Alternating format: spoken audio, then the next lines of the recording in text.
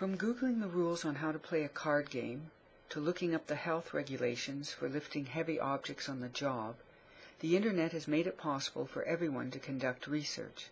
When we conduct research for personal reasons, we usually just report our findings verbally.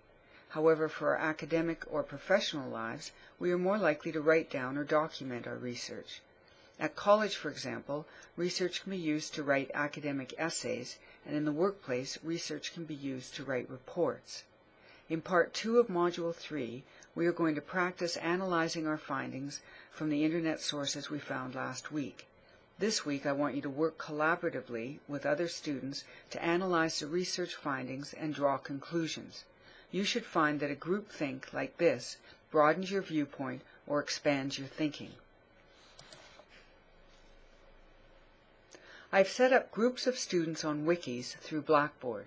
You will see the button for your group on the left menu bar once you are in our course shell. If you have never worked with a wiki before, don't forget to watch the video, Wikis in Plain English. Once you arrive at the wiki, you will notice that there are 3 pages for you to post your work: reference page, pros and cons page, and conclusions page. The reference page. Post your 2 references from last week. Make sure they are in APA format. As a group, you need to ensure that all entries are in APA format and that they are listed alphabetically. Please note that you do not need to put a header at the top of your references, even though there is one given on the example from Cites and Sources. The pros and cons page. Students analyze their findings by brainstorming the pros, advantages, and cons, disadvantages of social media. Students can list pros and cons from experience. However, there must be at least 2 entries for each student that have in-text citations that match a reference. For example, if there are 5 group members, then there must be at least 10 entries with in-text citations. The group needs to make sure there are no duplications. Don't forget you can add pros and cons from your own experience as well.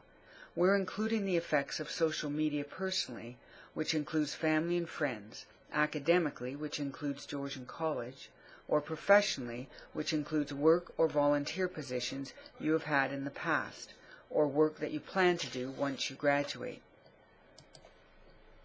The conclusions page. Once you have thought about the pros and cons, each group member draws at least 1 conclusion. Read over the list of tips to help you write your conclusions. These are the same tips that can be found on the tip sheet for drawing conclusions and making recommendations. There's also a reading in the textbook. In some cases, you may find that the conclusion is the same as the pro or con. That's okay. It's important to remember that this is a collaborative effort. In other words, you need to help each other so that you meet the expectations as a group. The rubric outlines the overall expectations for the wiki, so you need to figure out how to work together.